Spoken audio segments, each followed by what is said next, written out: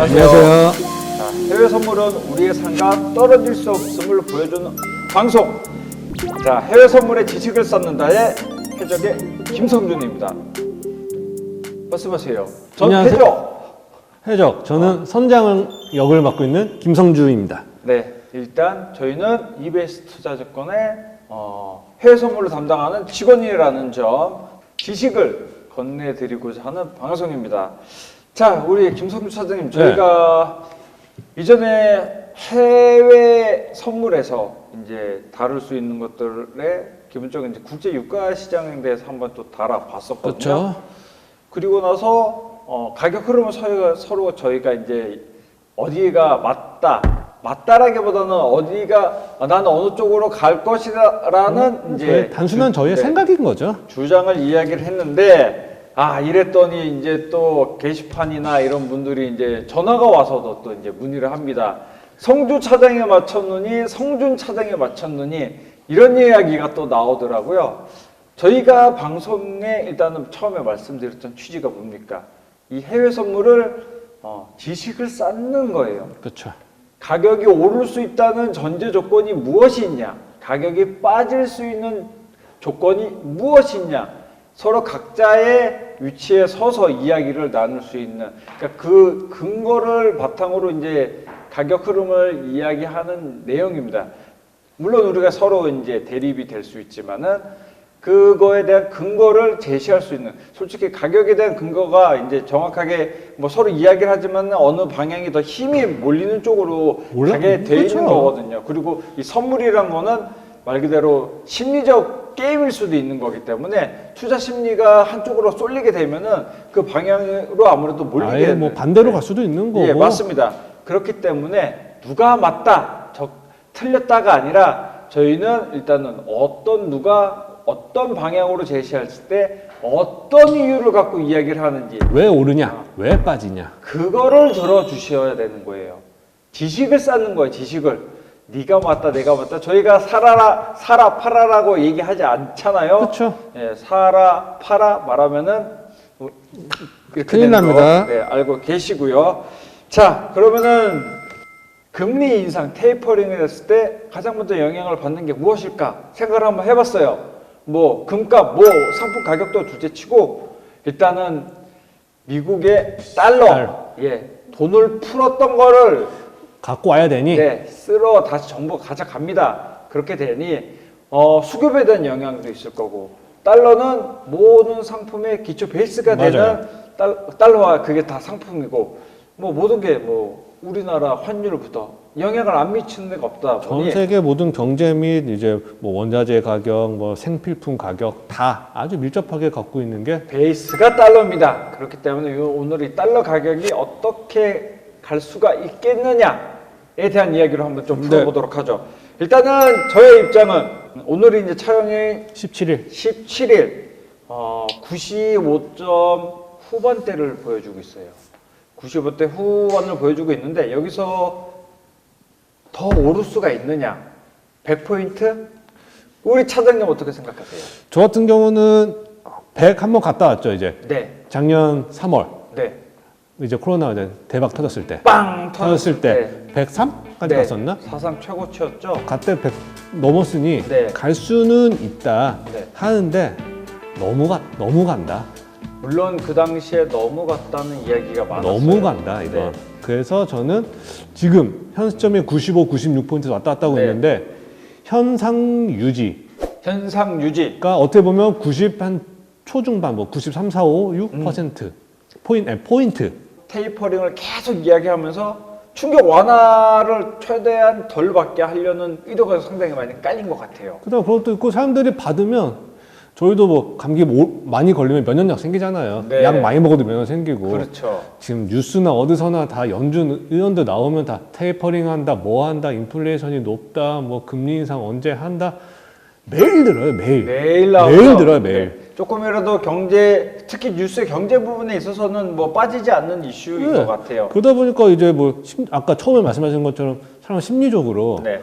지금 그래 인플레이션 높아, 물가 높아, 금리 인상 하겠지? 그런가 보다. 그런가 보다. 어차피 이왕 한번 갔던 100포인트 왜 못 가냐? 못 가란 법이 어딨어.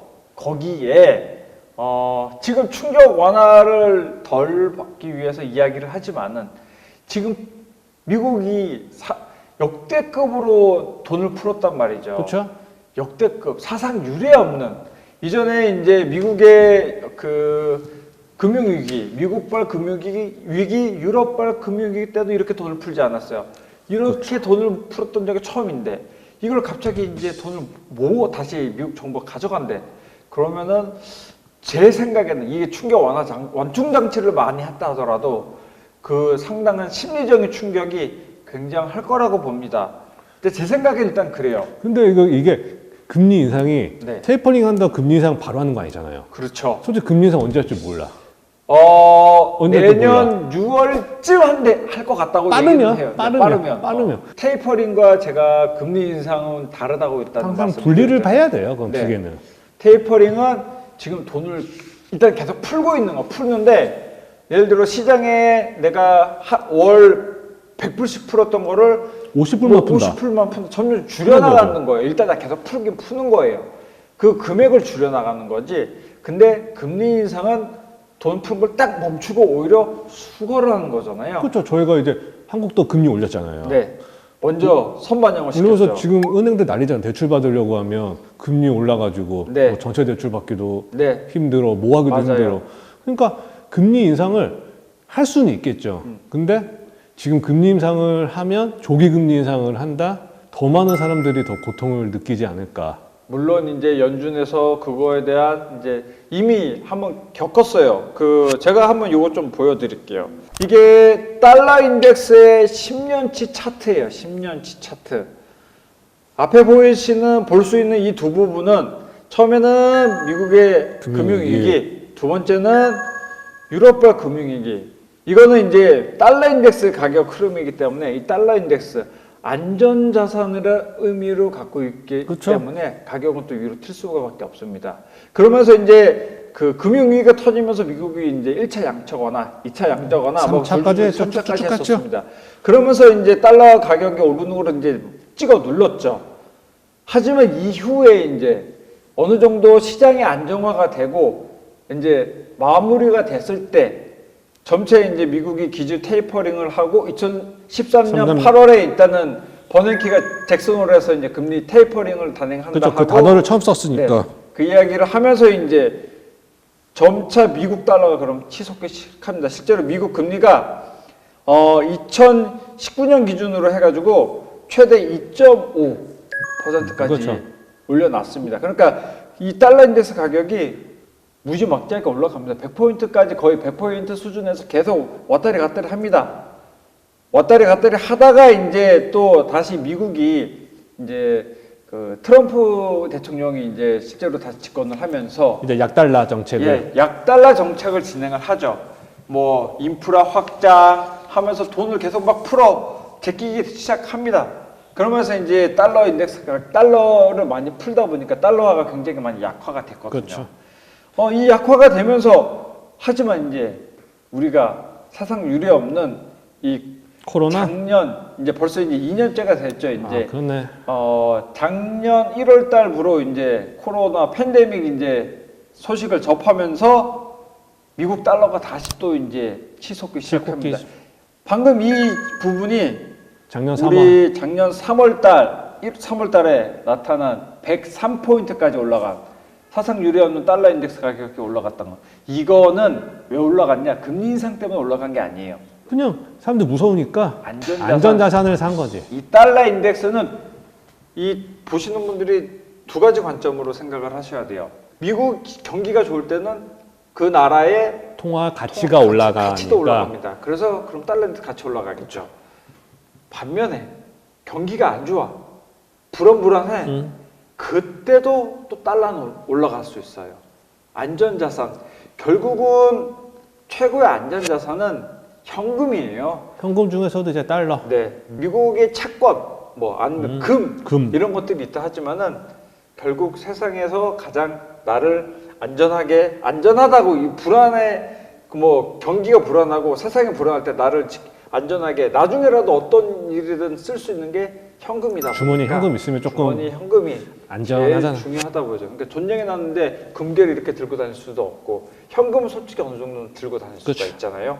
그래서 이 달러의 가치가 상당히 이제 오를 수가 있습니다.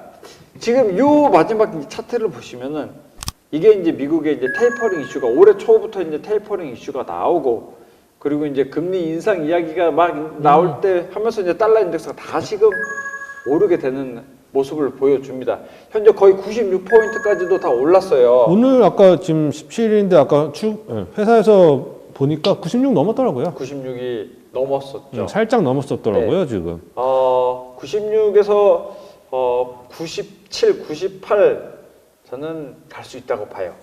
일단은 수급, 일단은 11일 날 소비자 물가지수가 발표가 됐잖아요. 저번 주에. 소비자 물가지수가 30년 내 맞죠? 30 몇 년이죠? 32년 내 최고인가요? 31년 내 최고인가? 6.2%. 6.2%. 네. 그 전이 얼마였는지 아세요? 0.5였어요. 0.5. 0.5 올랐는데 6.2 그러니까 상승분이 물가가 무지막지하게 올랐던 비싸다. 얘기예요. 네. 물론 저는 이제 우리 김성 차장님 아까 저한테 뭐라 말씀하셨어요? 이 물가가 오른 이유가 원자재 가격 상승. 원자재 가격 상승의 원인이 있다고 해서 저는 일단은 그래도 이 소비자 물가 지수를 무시할 수 없다고 봐요. 우리 차장님은 이 달러 인덱스를 어느 정도 유지할 수 있다고 본다는 이유는 분명히 열이면 열다 달러 가치는 오른다라고 말을 할 거예요. 저도 그렇게 생각은 하는데 그렇죠. 여기서 빠질 수는 없고 네. 인간적으로 빠질 수는 없고 네. 근데 저는 과도하게 올랐다. 한 97, 98까지 갈 수는 있겠지만 네. 결론은 연말에 빠진다. 연말에는 솔직히 지금도 이미 11월 연말부터 12월 네. 한 달 반? 정도에? 미국이 다음 달에 FOMC가 했는데 안 올릴까요? 기준금리를? 다음 달에 올린다? 에이. 오늘 말이 좀 안 에이. 됐다. 제가 조금 이제 오var을 조금 했습니다. 그다음에 11월 달에 네. 이미 연준에서는 테이퍼링과 금리 인상은 별개다. 이미 말했어요. 그렇죠. 그다음에 금리 인상에 대한 뭐 내년에 올릴 거다라고 뭐 사람들끼리 얘기만 하지 정확하게 나온 건 없어. 대신에 근데 인플레이션은 또 걱정을 해야 될 거예요. 그렇죠. 인플레이션은 걱정을 해야 되는데 네. 아까 처음 말씀드린 것처럼 너무 높은데 어저께 소매 판매가 나왔잖아요. 네. 그것도 또 3개월 연속 지금 사람이 돈을 써요. 근데 물가가 높으면 심리적으로 돈을 안 쓰거든요. 물가가 높음에도 불구하고 돈을 써. 소비 심리 여전히 강하다는 거잖아요. 여전히 강해. 그러면 사람들 입장에서는 지금까지는 내가 돈을 쓸 수 있어. 네. 조금 더 물가가 올라도 여력이 여력이 된다. 된다. 그렇게 또 다르게 해석을 할 수도 있을 것 같아요, 저는. 맞아요. 충분히 신빙성이 있다고 저도 봅니다. 그 다음에 네. 달러가 아까 안전자산이잖아요. 네. 안전자산은 오르는데 지금 주식이 올라, 미국 주식이. 그 참 아이러니예요. 진짜 이상하잖아요. 네. 네. 그 다음에 이제 또 12월 되면 다들 산타랠리 하잖아요, 이제. 산타랠리가 물론 이제 이게 이제 그 역사적으로 이제 계속 이야기하는 산타랠리긴 하지만은 저는 그런 것도 있다고 봐요. 지금 이제 위드 코로나 이제 하는데 전 어제도 뉴스에서 이제 화이자 2차까지 맞고 부스터샷까지 맞은 의료기관 종사자가 뚫렸다. 이런 이야기까지 나오는 거 보면은 실제로 미국에서도 이런 뭐 내용들이 해가지고 충분히 많을 거예요. 확대가 상산이 되면서 사망자 수가 또 급격히 늘어난다 하면은 이 얘기가 또 조금 저는 달라질 수 있다. 좀 상당히 좀 부정적인 입장으로 많이 보는 입장이다 보니까 항상 시장 자체를 물론 그래서 이제 제 주식을 항상 못 산 이제 제가 사고 싶은 주식을 못 산 사람에게 더 빠질 거야 여기서 빠질 때 살 빠지다가 거야. 이제 하늘나라 가서 이제 제가 이제 못 사는 편이긴 하지만은 우리 차장님은 그러면은 그렇게 되다 보니까 지수가 저는 무조건 이제 과거 거를 안 볼 수가 없으니 네. 산타랠리는 무조건 온다. 그러면 지수는 어떻게 보면 그냥 위험 자산이다. 그렇죠. 그럼 사람들의 위험 자산 선호 심리가 당연히 커지니까 주식이 오르고 네, 맞아요. 뭐 기술주로 중심을 많이 오르겠지만 네. 그러다 보면 안전자산에 대한 돈이 글로 빠지지 않을까 하면 그럴 수도 있어요. 미국 달러가 오른 거에 대해서 거기 있는 돈들이 채권에 들어간 돈, 달러에 네. 들어간 돈, 그런 안전자산에 들어간 돈이 위험자산, 즉 증시 쪽으로 많이 빠지면 달러 인덱스가 오르는 데는 좀 한계가 있지 않을까. 한계가 있을 것이다. 그럼 우리 차장님 그건 어떻게 하세요? 지금 원자재 가격이 미친 듯이 오르고 있잖아요. 대표적으로 미국만 볼게요. 선적된 거를 못 내리고 있는 못 싣고. 상황이죠. 네.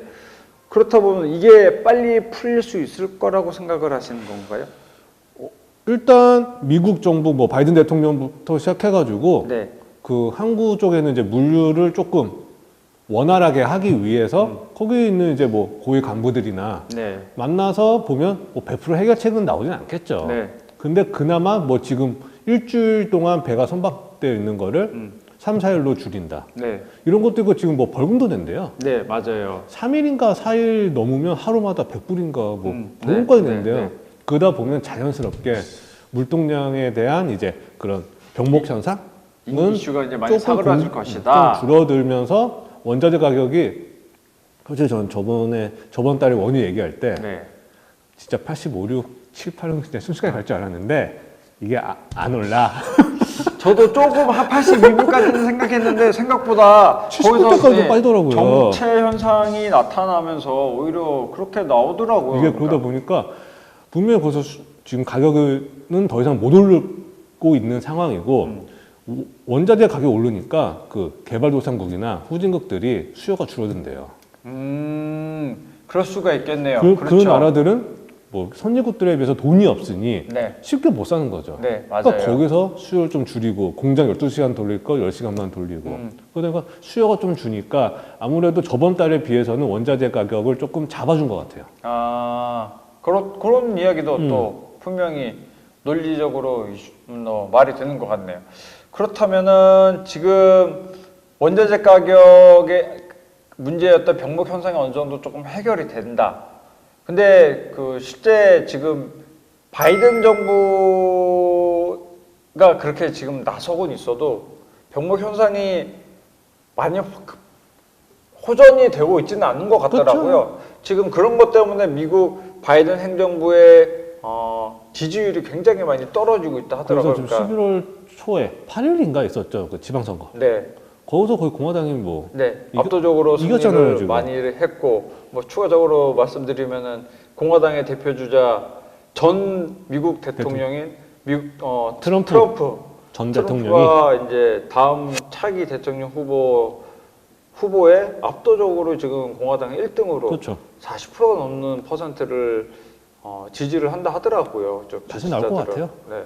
그래서 그런 이야기들을 들어보면은 트럼프 자체는 달러가 뭐 추가적으로 얘기하자면 이전에는 강달러는 원치 않았던 그렇죠. 친구고, 그리고 뭐 지금 바이든도 솔직히 마찬가지지만은 뭐 본인이 원하든 원치 않았던 달러 현상이 지금 그러니까 강하게 이렇게 보여주는 거는 이미 기정사실이 된 상태고 이미 96%를 간 것 자체가 여기서 추가적으로 그러면은 가격을 하단을 누를 수 있는 또 다른 이유가 차장님은 어떤 생각을 하시나요?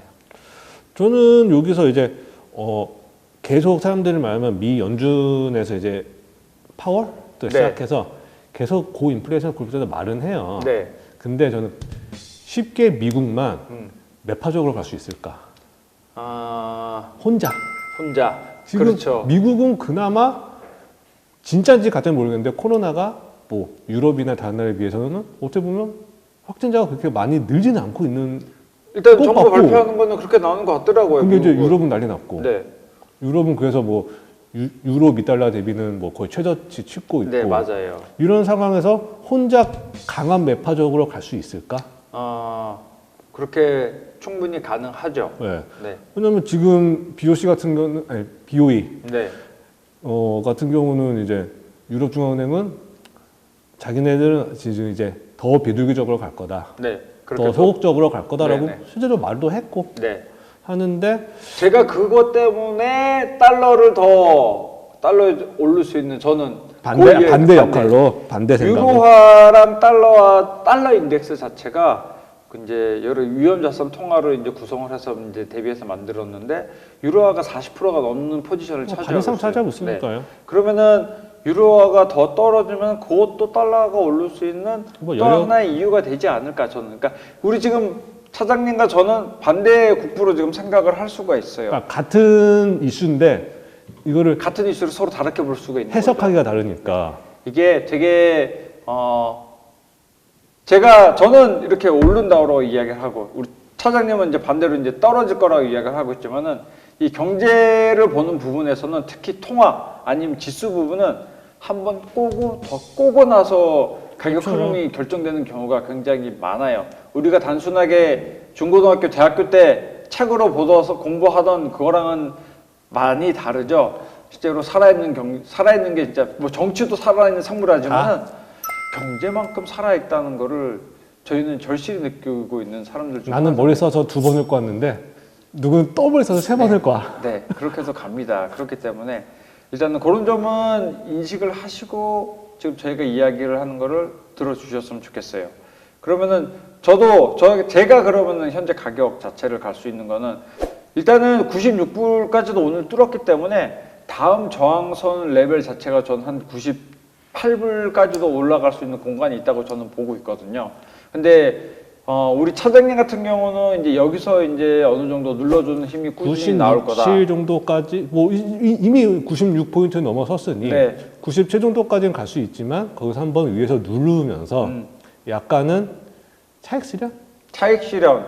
이 차익 실현 물량을 또 무시하지는 못하죠. 항상 급하게 올랐잖아요. 네, 급하게 오른 오르면 것만큼 급하게 떨어지기 마련이기 때문에 한 저는 번에 말 그대로 이익본 매수 포지션에서 이익본 매수자들은 다 청산을 하겠죠. 한번 그다음에 털고 가는 게 연말이잖아요. 시기상조니까. 외국 애들은 연말 때 놀잖아. 그렇죠. 연말 같은 경우에는 이 외국 애들은 실제로 갖고 있는 포지션을 상당 부분 정리를 빨리 합니다. 정리해요. 또 네. 12월만 들어가도 네. 서서히 정리 시작하니까. 맞습니다. 저희랑 연결된 해외 브로커들 이야기를 많이 들어봐도 이제 포지션이 상당히 많이 줄어듭니다. 그렇죠. 미결제 잔고 자체가 확 줄어들기 때문에 그런 부분도 뭐 생각을 안 할 수는 없을 것 같아요.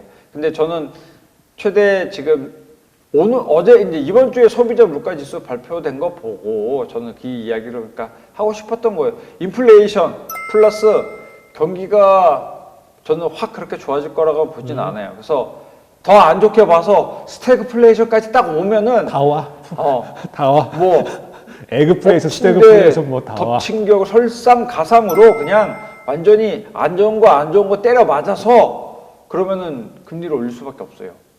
그러면 저는 비관론주의이기 때문에 항상 이야기하는 거예요. 비관론주의이기 때문에 금리를 그럼 올릴 수밖에 없을 것이다. 미국은 더 빨리. 그러면 그리고 달러는 더 위로. 조기 금리 단행이 요거는 시장에 충격을 상당히 저는 줄 수 있을 거라고 봅니다. 다들 빠르면 6월, 7, 8, 9 그 딱 상반기, 하반기 넘어가는 사이에 다들 올린다고 생각은 하는데 거기서 한두 달만 빨라져도 시장의 충격파는 충격은 어마어마하죠. 굉장히 어마어마하죠. 빨라질 거예요. 그럼 또 빨리 올리면 하반기에 한 번 더 올릴 여력이 또 있어요.